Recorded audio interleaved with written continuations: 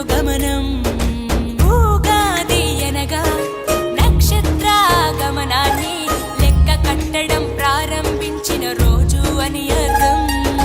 తెలుగు జాతికిది శ్రీకారం, ఇదే కొత్త మన సంవత్సరం.